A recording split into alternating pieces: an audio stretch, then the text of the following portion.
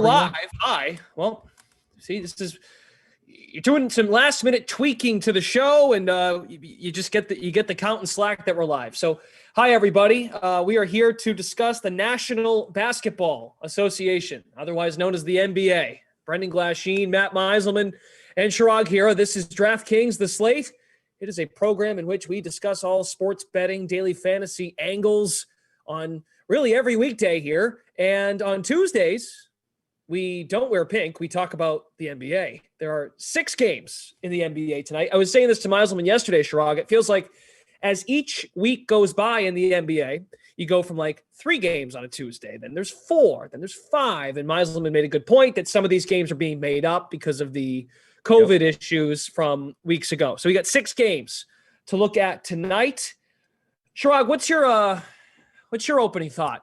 What do you think? I feel like also for the first time, Meiselman, we don't have to pick on Chirag about the Lakers. There's no Lakers game. Yeah, I know. That was my opening thought. I'm like, oh, thank God we don't have to talk about the Lakers anymore. I'm so annoyed at them. Well, I'm annoyed at them because they cannot beat the Grizzlies, but the Grizzlies are really, really good. Mm-hmm. And it's going to be a very interesting game tonight with the Warriors and Grizzlies. The Grizzlies play really well, but Matt's favorite thing is to not bet on road favorites. So maybe we were looking at something with the Grizzlies.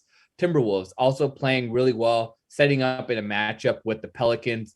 Pelicans, while they've been much better of late, it's still not an elite defensive team. And just thinking about this Pistons squad, they upset the Utah Jazz last night after being down by, I think it was around 20 points. And now traveling to Chicago and this double-digit spread doesn't really, I don't like taking the double-digit spreads, but classic letdown spot against the number 1 team in the Eastern Conference. All right, there you go. So Chirag is thrilled that we don't have to discuss the Lakers. Meiselman, you have something to say to that?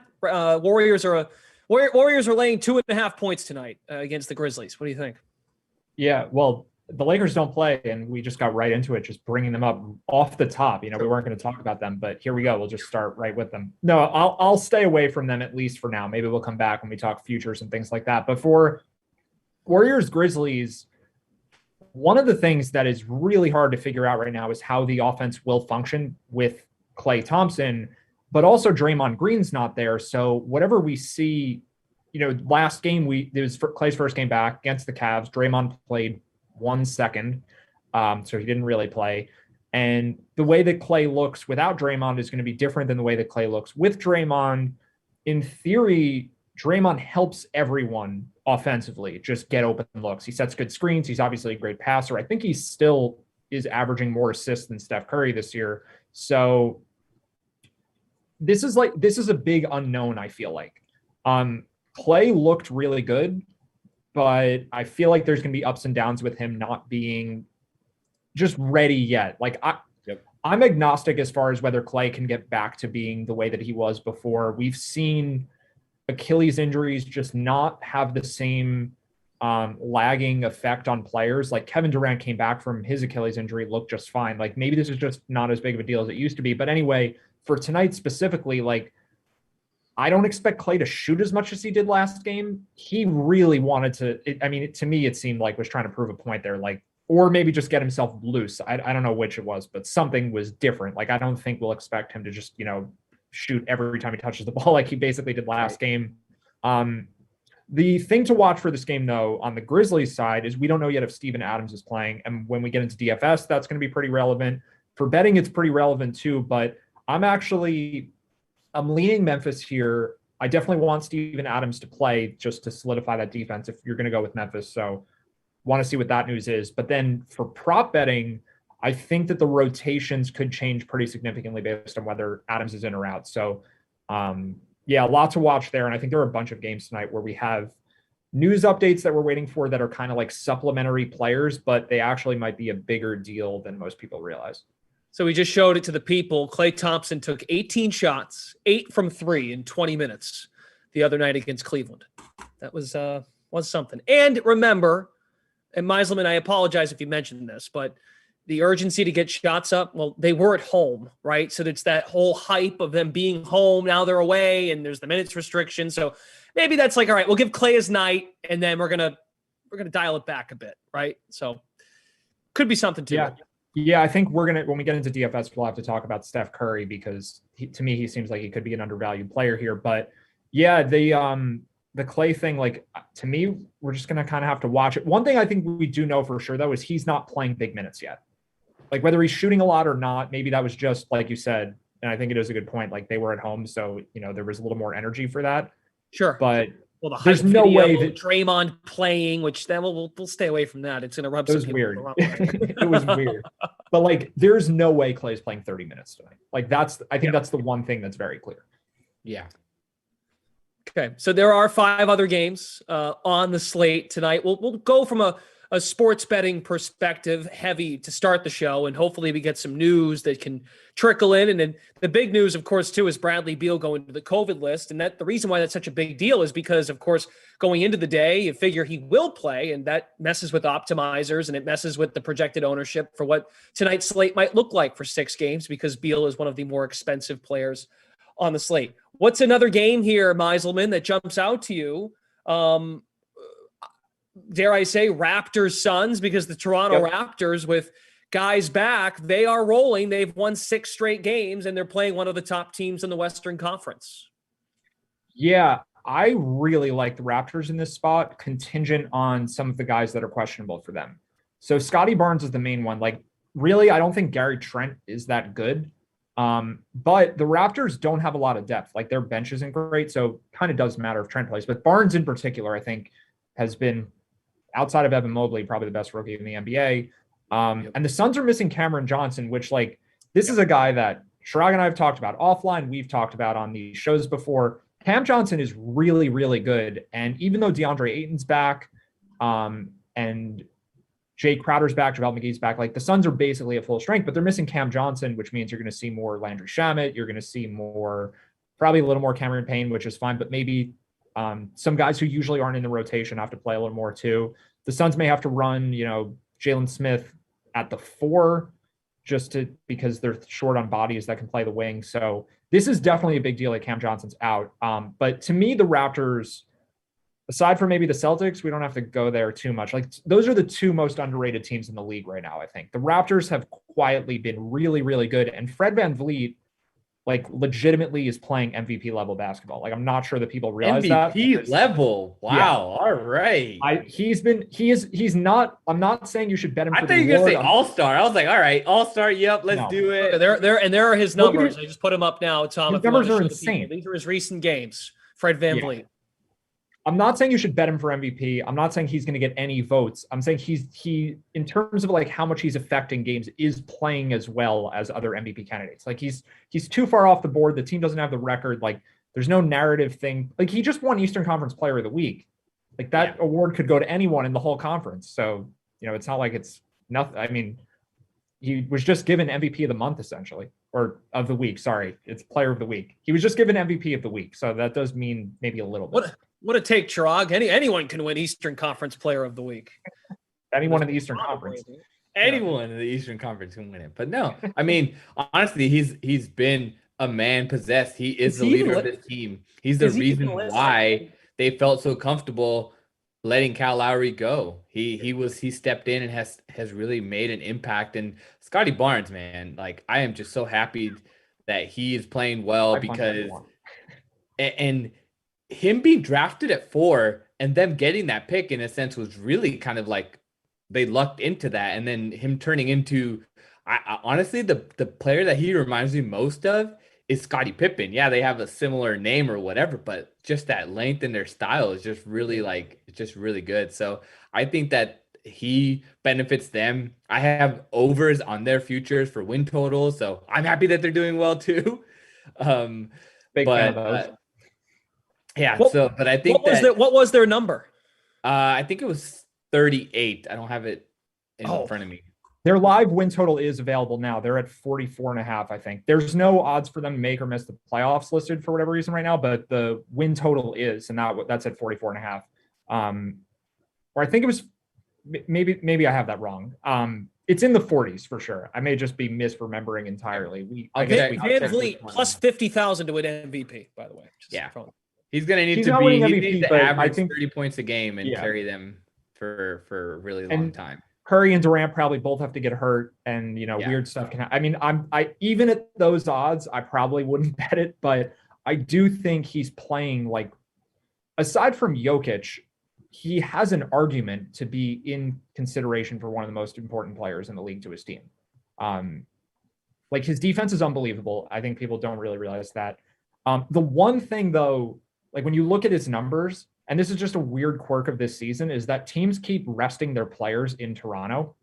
We saw Giannis sit a game in Toronto. We saw Curry and Draymond sit a game in Toronto. We saw the Jazz rest their entire roster in Toronto. So I do like, if I want to give one point to the other side of like Fred VanVleet is maybe, overperforming, it's the fact that like they've played a weak schedule, not by like, if you look at the names of the teams they've played, it seems really good, but like these teams have not played them at full capacity. So like that's probably the reason that I'm not getting too excited to say, yeah, let's go bet Fred VanVleet 500-1 because he's playing better than anyone. It might be a little inflated, but nonetheless, I think he's a really great player. He definitely deserves to be an all-star. I think 41.5 for win total we have on the screen. Like I'd bet the over now still. So Chirag having it in the I got 36.5. I got 36.5, and awesome. I got Raptors to make the playoffs at plus 260. And that's really good.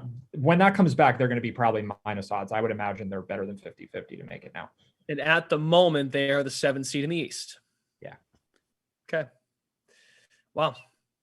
That's especially with the Cavs losing Ricky Rubio too. Like, sure, Rondo is there, but like he that's can a pass big the ball. deal. He still has the sauce. We've seen his passes. He's still getting people up to in their shooting pockets and everything. Well, that's a great point though, because you want to get above the 7. You don't want to be in that play-in tournament, as we've discussed on this show. You gotta, if you finish 6 or higher, you're in.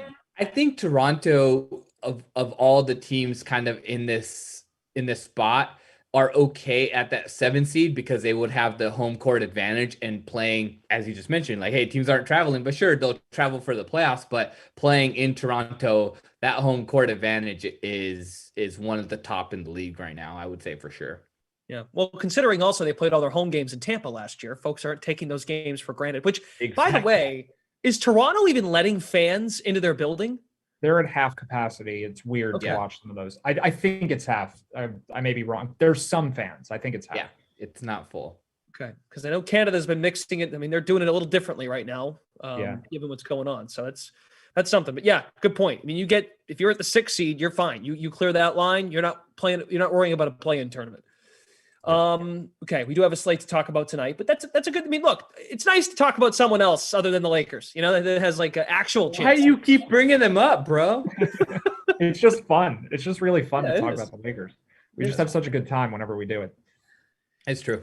Good friend of the program. He's one of the hosts of the Unreasonable Odds podcast. His name is Julian Edlow. Does a great job over on DK Nation, DK Life. At least I think he does a great job. You guys don't have to say anything. I'm just trolling. He does a great job. He does. He's really solid. I mean, because that typically when you have to ask, that means that you don't necessarily think he does. So he does a great job of giving unbiased takes on his own Boston Celtics. My favorite part about Julian Edlow is that he is the most square bettor, and I'm so surprised at how he's still afloat. He just loves the chalk. I've never met anybody that loves the chalk more than Julian Edlow. That's recency biased because he was on Bama, but. Anyway. No, that is not recency bias. If there's somebody that loves the chalk, it's most definitely Julian Edlow. Julian Edlow is on Twitter. If you need your driveway to be shoveled during the winter, he's happy to do it. $15 a shovel. So that is available to you if you'd like that. I'll agree. That is not a DraftKings promotion. Maybe we can make it one. Anyway, the reason why I bring him up. Timberwolves, Pelicans are two of the healthier teams in the NBA. Edlow is a big first half guy. We don't have to do that, but I think the point he brought up was that these are two of the healthier teams available here, and it's been a while since we've seen the Timberwolves at full strength. What do we make of this line, Meiselman? Another road favorite. Yeah, the Timberwolves, right, they're getting Patrick Beverley back. I was almost going to say they're not quite at full strength. They do have him, so they are full strength. But I'm a bit of a Pelicans homer, or I guess that's how it seems. I have no affiliation with the team. the Pelicans did manage to beat the Warriors with no Steph and Draymond. They won one for us in there amongst all those bad losses. But I still think this is an underrated team. And the Pelicans have one single important player that matters a ton that has missed a lot of games this year, and that's Josh Hart. He's not the best player on the team, but he's the player who I think is most undervalued in terms of betting odds. Like, part of their struggles just come from when Josh Hart isn't there. They just don't, like, I think the guys that are playing instead of him just are bad. I just don't think the team has a lot of depth. So like Valanciunas, Ingram, Devontae Graham, even Herbert Jones has been pretty good. And then you take Hart out, and then it's like Garrett Temple, and then it's like after that, it's just this big drop off. And I don't think Temple's especially good. So basically my point is, when this team has their guys, I know the Wolves are at full strength. The Pelicans are also at full strength. To me, the Pelicans would have been a borderline playoff team with this roster without Zion if Ingram wasn't out. Like, if they just stayed as they are, this current roster, I think, contends for a playoff spot. With Zion, I thought they'd be like actually really good. So I like Minnesota. I just think that New Orleans is underrated, and this line should be closer to pick them than it is. Minnesota deserves to be favored, so I'm not, disagreeing with the line that much, but to me, this line's like a point or two too high. It should be a little bit lower. Wow. Okay. Typically, you don't do that. Typically, you're the guy who says, "That's pretty fair." I have a lot of and that's not a criticism. I am not making fun of you. I am just pointing out what you are right. I mean, that's 100% correct. So like, it's a good observation. But I think on this particular NBA slate, like I have at least a lean on just about all these games. Okay, Chirag, what do you think? Meiselman thinks is a little too high, 3.5 points. I mean, I think it's solid. I would maybe even consider taking it with like a same game parlay. Trying to take, maybe if you put the same game parlay on here, then what you're seeing is you still have the 3.5, but you can go with an alternate spread on the game line. So I can go and take it and go with 2.5 to try to get within 3, or 1.5, and then try to take another player prop that's in here. I think that Pelicans, while Jonas Valanciunas is a viable player, he rebounds the ball extremely well. Karl-Anthony Towns is just playing extremely well. Anthony Edwards also at the top of his game. So what you can do is you can take, Karl-Anthony Towns points total. Let's see, total points. Got you. So we go that, and we go with the over 22.5. You mix those two together, -1.5 to the Timberwolves, over 22.5 points for Towns, and that gets you a nice little plus bet. Okay, plus 150. So Timberwolves -1.5, and Towns to hit over 22.5. And if you look at it, if you take off the same game parlay, the way that I kind of like to compare it is, let's look at Karl-Anthony Towns player props. If you look at his player prop, his number is sitting at 24.5. So you're getting 2 points right there. 24.5 is at plus 100. So it's leaning a little bit. The odds are saying that it has a chance to go under already at -130 on the under. So get a little bit safer on both numbers, and that's how you get a nice little plus money bet. Creative. I like it. That's I definitely like the Matt move. hates it though. That's for sure. Well, I just don't think there's any value on Minnesota for this game. In general, I like the concept though, because I think that you can find things that are correlated that maybe the odds don't know, or maybe like the algorithm that does same game parlays doesn't necessarily price in. So I think everyone knows that if Towns is good, the Wolves are more likely to win. So like, yes, that's true, but I don't think you're getting any edge there. So I don't hate it, but I just think that that's kind of a wash. Like, I think it's probably just accounted for properly. But there are situations where I don't think things correlate, or I think they correlate more than the same game parlay algorithm realizes. So for instance, Steven Adams playing and being on the court is actually good for someone like Kevon Looney in my mind, because the minutes are going to align. If Adams is off the court, Jaren Jackson Jr. is playing center, the Warriors don't need to play Looney. They can play Otto Porter at center or Bielitsa. Like, That's not going to get priced in because the same game parlays don't know those sorts of nuances. So like I think the concept is good, but I probably want to be more specific with where I apply it. So I guess that just kind of goes back to the Grizzlies. Like, I do care a lot, actually, for a lot of reasons if Adams plays. Did we just lose, though, the Wizards game went off the board? Did that just happen? Yep. Let's see. Did anything happen? I don't think anything happened there. Joe Judge got fired. That's what I saw come across my screen. I was just refreshing my DK Nation alerts, and it was not anything related to Bradley Beal. I was like, oh, what happened here? Joe Judge got fired. Okay. So I thought he was being because retained. It's because Achimura is expected to remain limited to 15 to 16 minutes. He came back last night. His first, or 2 nights ago, was his first game back. Is that why I got it? Are they just gonna take down anytime there's a piece of news? Like it just Maybe. like it's auto. Like nope, we're not gonna give anybody an edge. I think that might be what's happening. So it's called the Draymond rule. That's right. That's a good point. No, it's before we get into DFS, and hopefully this Wizards game comes back up in a sec so we can see it here. Yep. But to me, Kyle Kuzma's props are insanely overvalued for tonight. So Ed Lowe will bet that. That's not nice. He's been on an absolute tear lately, but a couple things have happened. Hachimura's been out, so like that was the thing that just reminded me of it. Montrezl Harrell has been out, and Daniel Gafford's been getting in foul trouble. Gafford always gets in foul trouble, but normally they just put Harrell in the game when Gafford's in foul. Like it doesn't matter. If Harrell's there, it doesn't matter. But last game, and I think this happened a couple of times recently because Harrell's been out for COVID protocols, Kuzma's playing center when those guys are on the court. They don't have another center. Those are their 2 centers. They have both of them healthy. They can also play Hachimura at center if they need to. Kuzma had 22 rebounds last game. Like that alone should tell you like the line might be a little bit high for this one. He's priced at 8,400 for DFS. Like with Beal out, if you had bet Kuzma unders earlier in the day, you've got a problem because Kuzma's got he has to shoot more now because Beal's not playing. But if you look at, let's say, a rebounding prop, or when it comes back, we'll see like with the new lines for points plus rebounds, assists, all that stuff. Like I think it's out of control because there's just no way. One, I don't think Kuzma will play as many minutes, and 2, I just don't think he can keep up the rebounding rates because they have their centers back, and that's a huge deal. The other thing, like the last point on this is the Wizards haven't been. What do we have here? So before we get into the specifics, just the last thing here, the Wizards haven't been winning. Like if the guy's doing great statistically and the team's winning games, then sure, they may just let him keep playing massive minutes. But their last 2 games, they barely beat the Magic and they lost at home to the Rockets. So like, I feel like they're going to want to get Harrell out there at center and not continue to let Kuzma play 40 minutes. So it's now 5.5. That's the line. 35.5. Say it again.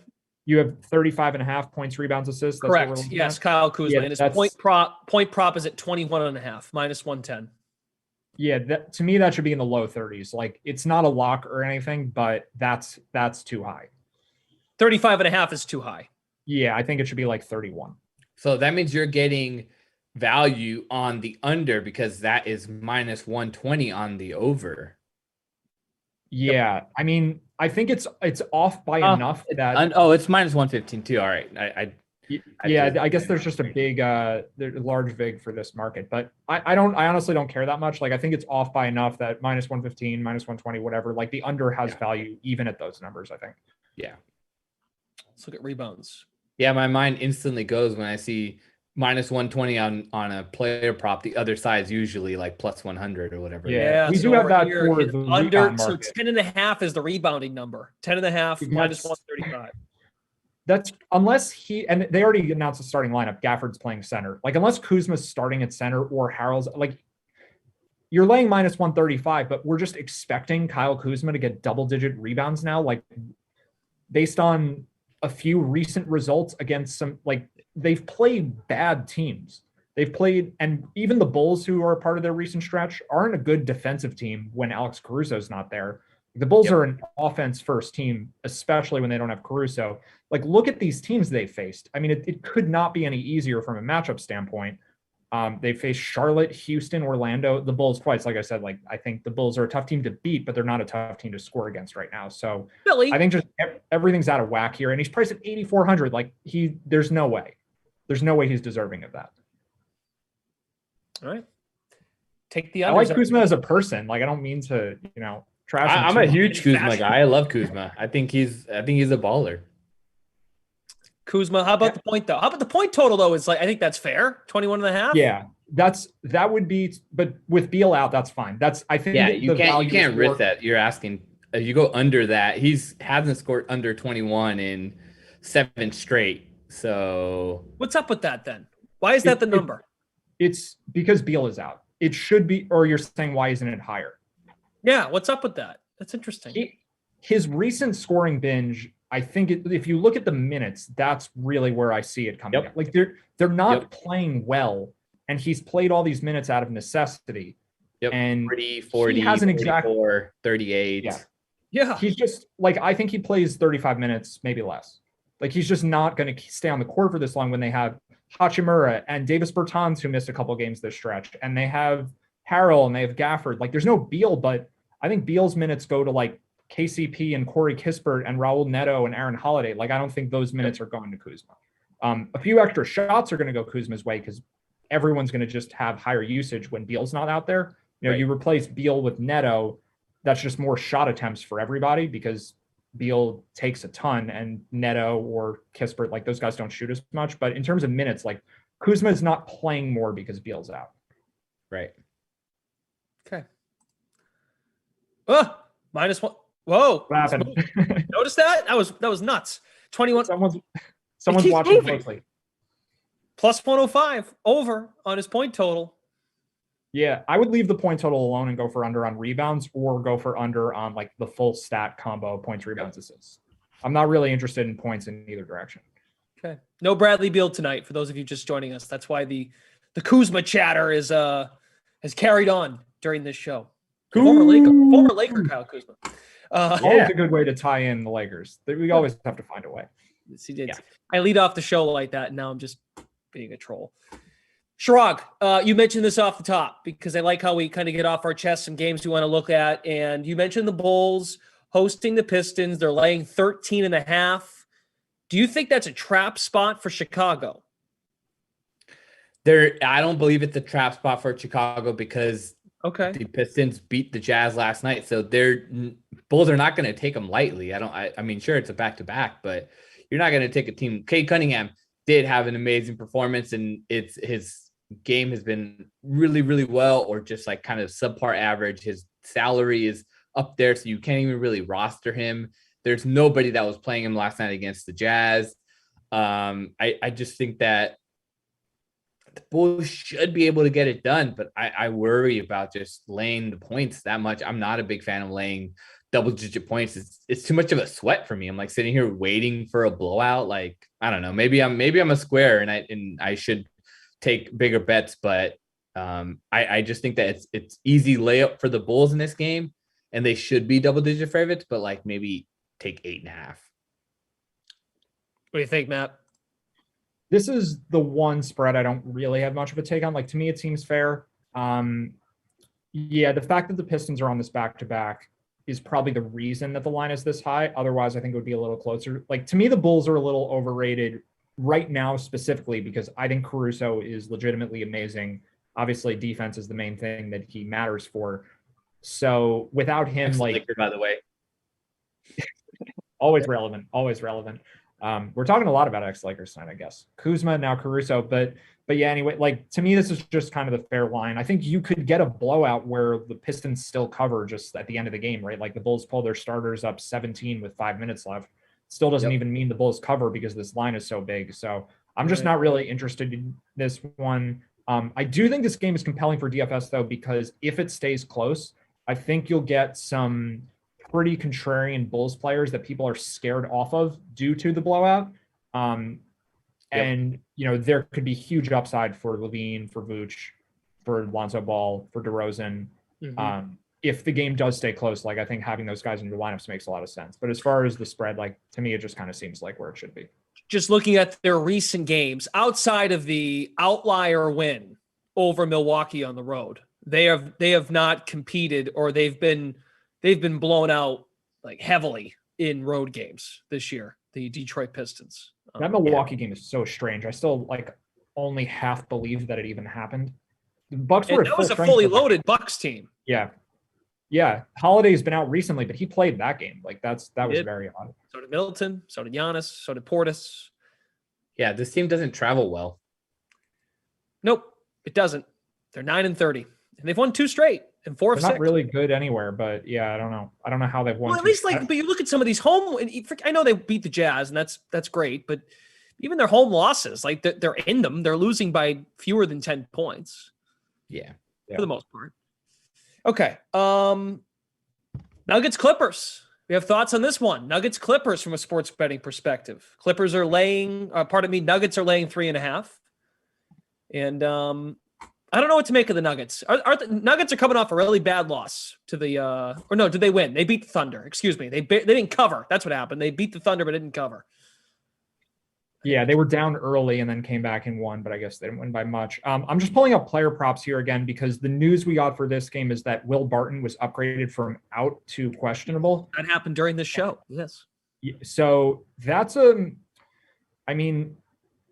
think it's potentially a big deal for DFS if no one plays Barton. For props,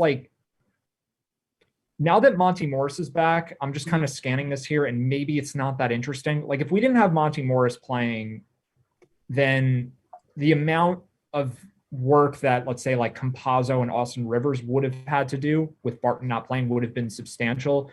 And now if Barton's out, Morris will get some of that. Aaron Gordon will get some more ball handling responsibility. Jokic will probably do a little bit more. It's kind of just a little to everyone. So I think that Denver deserves to be a little bit smaller favorites. This sets up similarly to the way I'm viewing the Minnesota and New Orleans game. Spread's probably just a little high. The Clippers are appealing to me more for future bets. We don't have to go down this rabbit hole, but Paul George and Kawhi Leonard might be playing 2 months from now.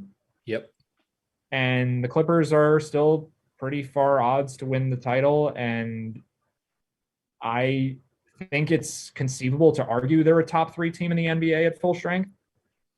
So keep an eye on them.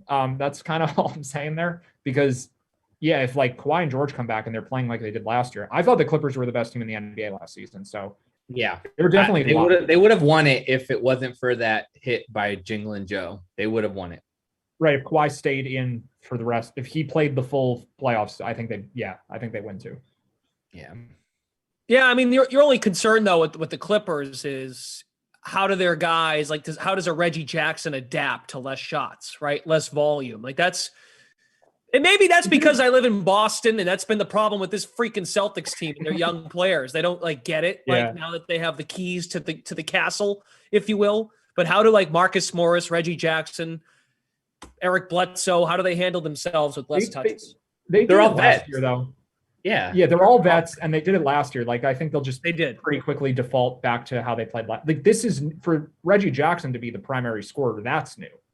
That's the unusual thing, because normally he's just watching Kawhi and George shoot, and he goes on a mini streak once or twice a game. But for the most part, they just stand around and watch those two guys play. I think they'll be able to get back into that. Okay. We did have a question. What a signing! By the way, the Clippers got Reggie Jackson in the bubble on a buyout contract. What a signing that was! You look back on that. What a pickup by the Clippers. The other team in LA could use a guy like that. Well, no, it's just because the Pistons were we're done paying you, and he wasn't performing up to his contract, so it just sets up well for him. There's always those castaway guys that are just okay, hey, I have a chip on my shoulder and money. But typically that only lasts the rest of the year. You know what I mean? Okay, comes in, has a nice little couple months, goes off and gets another deal. He's always been a solid guy. That's why he got that deal.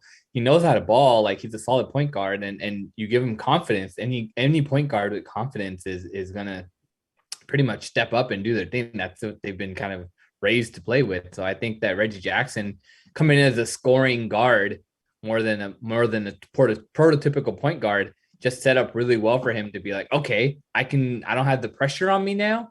Yeah. These guys have the pressure on them. I can hit my open shots. I can create. I think that really set up well for him in the system. And as much as flack Ty Lue takes, he has a decent system and he knows how to get the best out of his guys. 1,000%. We agree. I just can't remember the last time a buyout guy stayed with the same team and has ascended the way he has from within, like Reggie Jackson has since that bubble pickup. It's a good thing. We're all saying the same thing. Like, it's been a good pickup for the Clippers, for sure. So we've kind of hit on every game here from a betting perspective. I want to get to this. There is a question in the more of a proposed bet that someone is going to make, and it's kind of fun to bring up. New Edition says, I have got the Clippers, Bulls, Wizards, Grizzlies, Pelicans, and Raptors 6-game parlay, $100 to win 8,800. Thoughts? Can you read those teams again? Read me again. So I think it's just a money line parlay. Yeah. Okay. Clippers, Bulls, Wizards, Grizzlies, Pelicans, Raptors. That sounds like the teams we've recommended to this point. It sounds like someone who's listening very well. $100 to win 8,800. I mean, personally, I'd rather bet them all individually. There it is. I don't think the Bulls money line is a good bet. Just like there's too much variance to lay. What are we looking at? 11-1. Like, they probably will win, but I'd just throw that. Like, how much is the parlay payout going up? Yeah, if you add in, Like, that's the one where it's like, why did I include the Bulls? That one only got me an extra $4. I mean, I know it's more than $4, but like, it only got me a little extra, and I risked it all for this one. It didn't even affect the payout. I do think the Wizards are a reasonable call. This line was 9.5, and with Beal out, it's down to 6 or 5.5 even. That's Bradley Beal to me is not worth 4 points. I think that's an overcorrection. So I think there's a bit of value on the Wizards. I like the Raptors, but I want Scotty Barnes in there before taking them. I like the Grizzlies, but I want Steven Adams in there. I like the Pelicans, that's kind of a lean, and I like the Clippers, kind of also a lean. And now there we go. Scotty Barnes and Gary Trent are out. So maybe wait a few minutes on this one because the odds are going to go up. I think the Suns are about to move from like 4.5 to 6. Should we take it? Should we attack it? No, I like the Raptors at +6. I just, if you can get the extra, okay. So you get the bigger number, just wait.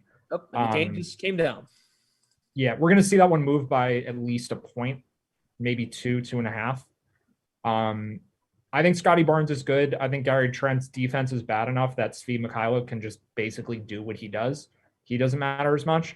But like, the line's going to correct for Barnes, and then you just get a bigger number. So I know that's like not a very non-specific answer to the parlay, but no, that's actually a really, really, really good point, because when factoring in NBA news, it's very common practice. All right, this guy's out. Okay, let me take the other side. Like the other night, Harden was out. I was like, yes, Harden's a huge name and it's a big impact, but like, I even messaged you and I was like, how did you win on this Blazers bet? I didn't even have to know. Well, I mean, I don't need a reason to bet on the Blazers. I'll take the Blazers every game they play. Yeah, but I was afraid because Norman Powell was out, CJ McCollum was out, Damian Lillard was out. So mentally, I was like, hesitant. Maybe should I take this? Well, Harden's out, so the strategy is do this. This is how my process is. I attack the news.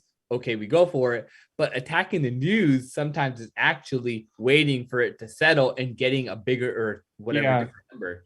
Yeah, you want to also keep in mind what's already factored in. Like, if Steven Adams gets ruled out now, just like what we saw with Barnes and Trent, he was already questionable, and he missed last game. Trent missed last game for the Raptors. Like, the line is probably assuming they're closer to out than to in. You're going to see more movement a lot of the time when the player's in compared to when they're out. Like, if you're someone who's following news and you're kind of new to it, you see a player get ruled out, it's like, oh my God, that's the big update. Oftentimes the reverse is actually more important, where you see a player who was like questionable, leaning towards doubtful, and that guy's in the lineup, and that's an important player. And that can actually move the line more than what we would have saw if it was the other direction. So yeah, just jumping on every news update the same way, definitely something to be cautious of, because they're not all equal, and especially if the guy's status was uncertain. We also just got Khem Birch is going to start for Scotty Barnes, which this didn't go particularly well the last Raptors game against the Jazz with betting the under. Although I think it did go really well with the game after that against New Orleans. They're playing two centers in their starting lineup essentially now. So we could see a slower game. Like, I think that the fact that those guys are out opens more of a chance that we see Jalen Smith getting 4 minutes alongside Ayton. And then we see like Boucher, Birch, Siakam having 2 of those guys on the court simultaneously, where the game slows down and the under becomes actually pretty interesting. We have a question as it relates to daily fantasy, so we can make that transition now. Granted, we have about 10 minutes to go. A player that CJ71 is eyeing is Amir Coffey of the Clippers, who had a nice showing against Atlanta just a couple days ago. We can use this just as a springboard to get into the slate, but any thoughts on Amir Coffey as a value guard at 4,400? The first point is you need him starting, because he's been like in and out of the starting lineup. I think he's maybe started 2 games in a row. Yeah, started 2 games in a row and started 3 of the last 5. Okay, and they did win at least. They won the last 2 in a row, Yep. so they won 2 of the 3 starts. It would make sense they would keep that. So I think he's fine. We're gonna have to see what the Raptors' full starting lineup looks like, because there might just be better value elsewhere. I think Amir Coffey's fine though, assuming he starts, which I think he will. He's okay. Like there's any number. I think there's a lot of 3,500 to 4,500 guys on this slate that are all pretty interchangeable, and he's kind of just one of them. Okay. Robbie in the chat is wondering, studs and scrubs kind of night or balance? Balance, Chirag. Is it balance or stars and scrubs? Well, let me just mention to Chirag before you weigh in, Spencer Dinwiddie is $6,000 and Bradley Beal's out. So like, let that inform your decision a little bit. Yeah. And so that's the thing too. It's stars and scrubs. When you're looking at stars and scrubs lineup, you are trying to project out minutes for guys basically under, as you mentioned, a line of 4,500. So let's look at a guy like Jay Crowder. We can confidently project him to play 30 minutes with Cam Johnson also out. Iguodala with he's been having more minutes, but he's at 24 minutes. So like at 3,800, I don't know. Juan Toscano Anderson. Okay, that's another guy that could, nope, I don't see him playing over 30 minutes. So like, I honestly think the way to build tonight's slate and build a lineup is more of a balanced approach. You take that $6,000 Spencer Dinwiddie and you just kind of play with the middle range guys. If you look at the top of the board, if you go towards the top, you have somebody that's sitting there, Jokic at 12K, then you have Steph Curry, then you have Karl Anthony Towns. You're like, do I need to jam these in? Maybe Jokic, that's the one guy, but then after that, you can just go completely balanced with Beal also out. You can even start at Fred VanVleet as your top guy, as the one to pay up for. So I just think that a balanced approach is more logical for today's slate. Average remaining player salary 5,300-ish if you go Dinwiddie and then Jokic, or to Chirag's point, you say, the heck with that. I want to start Fred VanVleet in the point guard or shooting guard spot, 5,700. So plenty of value guys available there. Any other Meiselman, do you have a thought based on any updates that you've read up on during this show about the projected ownerships with the Beal news? So Dinwiddie and Jokic as a combo is going to be very popular. I think you can do that, but you just have to be really mindful of who else you're playing, because that's the chalk build. Like Chirag was saying, that's what people are going to do. There's no question Jokic is going to be popular because there is a lot of value now, especially with this Raptors news. So if you want to play these 2 players, you probably need at least 2 pretty contrarian guys around them. But I do think we have those. So to me, I think the balanced build and the stars and scrubs are both viable, just depending which players you use. Fading Jokic and instead playing, let's say, Steph Curry or Fred VanVleet, or like a mini game stack of, let's say Golden State Memphis, right? You play Morant and Curry and Dinwiddie. Like you can play all those guys together. I think that is probably the way you want to try to go, rather than just play Dinwiddie on Jokic and then kind of get stuck. But at the same time, like, I do think it's viable to start Dinwiddie, Jokic, and then find contrarian plays. Like, who's playing Montrezl Harrell in his first game back, right? He's $4,700, and Daniel Gafford gets in foul trouble again. Harrell can absolutely smash that price tag. I think there are plenty of mid-range players that you can kind of work around here, where you don't, let's say, play Josh Hart, who's low 6,000s, and I think will be really popular. It's kind of hard to figure out, though, like who the chalk is to some extent, I think Corey Kispert 3,400 starting, like that'll be a really common way for people to fit these people in. Yep. So it's just like if you want to play Dinwiddie and the chalk expensive guys, just be really careful who the rest of your lineup is. But if you want to play Curry and Morant like we have on screen here, then you don't have to worry as much. Like if you're really confident that Corey Kispert's going to do well, it is a really good matchup against the Thunder. He should play pretty big minutes. If you want to have him in your lineup as part of like, playing some Wizards who are all a little bit underpriced with Beal out, you can do that and then just don't play Jokic, right? Like maybe Jokic there's a blowout, maybe he just doesn't have a great game or something, or maybe Curry's just so good you had to have Curry instead. What do you make of Kem Birch though starting at 3,300? He's had 3 starts where he scored 20 more fantasy points, but then his last 2 have been under that. We're at 3,300. Sure, if he scores 15 fantasy points, it's not totally breaking your lineup, but like the upside, there is some potential there considering Ayton's going to be in this lineup. Like they might have to stay big.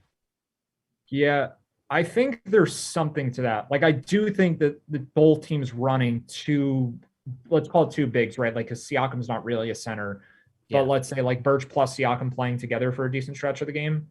I do think that could happen. So it's not a crazy play by any stretch, but I do think the more likely outcome is just that Birch plays, nominal minutes at the beginning, and then we get like Watanabe or Svi or some, like they're going to probably run small towards the end just because if Jay Crowder's the other team's 4, you probably match up better just being small yourself. But let's say Siakam gets in foul trouble, like there's definitely big upside for Birch at least for that price. It's just if people are playing him, I don't want him, but if he's contrarian, I definitely like the call. So it just kind of depends what you think there. All right. Any final thoughts before we go? Either of you? You feel like I think we hammered the 6-game slate pretty well. Yeah, I mean, do we have any news remaining? I think that's exactly what I was gonna say. I was like, it's always news. Should we be looking at something here? Right. I feel like we're missing Steven Adams one, basically. Yeah, that is the one for sure. We should reiterate that because we spent a lot of time on Will Barton. So the player who benefited the most, I mentioned him very briefly, but I just want to bring him up again. The player who benefited the most when Draymond Green didn't play was Kevon Looney. He had 18 rebounds somehow. I don't really know how he pulled that off. But if Steven Adams is in the game, you probably need Looney to play against him, just like to match his rebounding because Draymond's not there.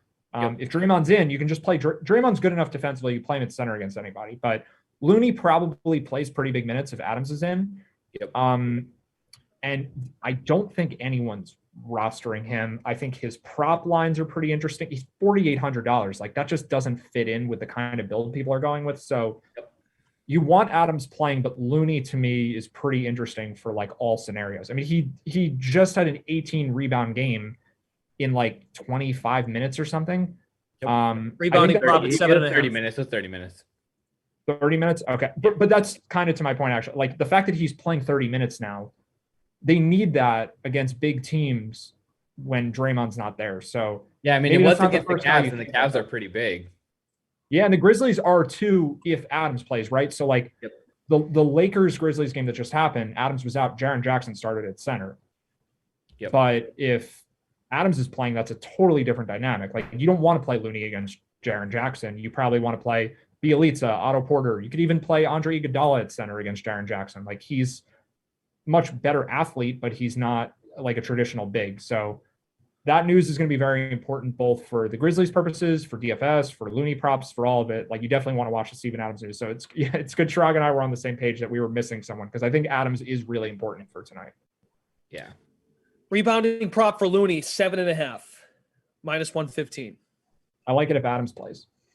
Yeah. Okay. And Looney point total 6.5 +110. Under -140. Okay, that's all the time we have. Best of luck, everybody. Hopefully that was insightful and helpful to you as you get ready for this 6-game slate. As a reminder, no Bradley Beal, and keep an eye on the other important news. But the Beal one was big. I think we hammered it all. And so I haven't said this before. I should make mention of it, and people are pretty good about this. When the show's over, you can go back and watch and like scroll through wherever you want and find out what you need to know. So that is helpful. And I think we do get our views. Chirag will know. We get views like after the show's over. People go back and scroll, and that's good. So that's just me rewatching it because I like to see what we talked about. I don't know Yeah. if anyone Lakers else. jokes. I watch it 30, 40, 50 times. Like, it's pretty fun. Yeah. That's probably, we probably inflate the number. That's fair. But little Lakers digs and Edlo. All right. Wrap it up, bro. Wrap it up. For Chirag, Hira, Matt Meiselman, thanks to Eamon and Tom behind the scenes. That is the Slate, everybody. Be sure to join us here every weekday, just after that 4 o'clock sim, right around 5. And then, of course, the Sweat, which is at 11 a.m. on Twitch, YouTube, and on Twitter as well. You all have a great night, and see you tomorrow.